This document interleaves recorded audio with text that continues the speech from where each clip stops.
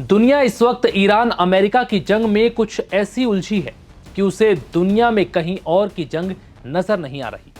पिछले करीब 4 सालों से जारी रूस यूक्रेन की जंग तो मानो ईरान अमेरिका के आगे छुप सी गई, और इसी बीच यूक्रेन ने रूस पर इतना भीषण हमला कर दिया जिसकी उम्मीद खुद रूस को नहीं थी।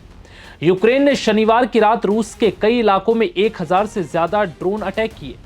रिपोर्ट्स के मुताबिक इस हमले में कम से कम 4 लोगों की मौत हो गई, जिनमें एक भारतीय भी शामिल है।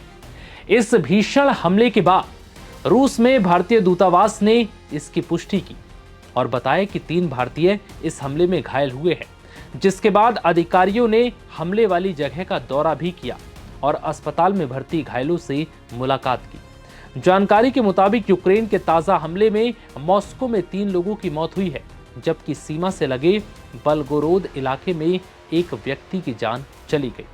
कुल मिलाकर मॉस्को में करीब 12 लोग घायल हुए हैं, जिसमें तेल रिफाइनरी में काम करने वाले मजदूर भी शामिल हैं। वहीं रूस पर इस भीषण हमले के बाद यूक्रेन का दावा है कि उसने रूसी कब्जे वाले क्रीमिया में भी जबरदस्त हमला किया है।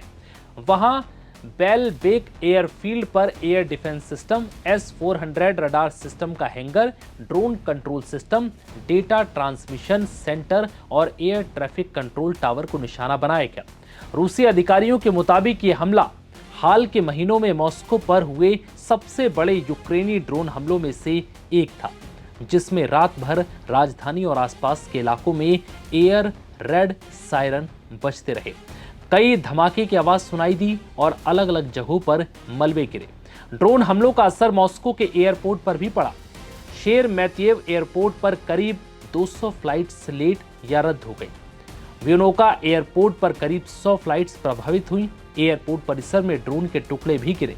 हालांकि वहां किसी बड़े नुकसान की खबर अब तक नहीं है। बता दें कि पिछले करीब 4 वर्षों से अधिक समय से जारी इस जंग का अब तक अंत नहीं हो पाया। दोनों देशों की सेनाओं की तरफ से लगातार ड्रोन और मिसाइल हमले जारी हैं। रूस के एक टेलीग्राम चैनल के मुताबिक इस हमले में जेलनोग्राद का एल्मा टेक्नो पार्क भी जल गया। यहां माइक्रो इलेक्ट्रॉनिक्स, रोबोटिक्स और रिसर्च से जुड़ी कंपनियां काम करती हैं। दुबना इलाके में राडुगा डिजाइन ब्यूरो को भी निशाना बनाए जाने की खबर है।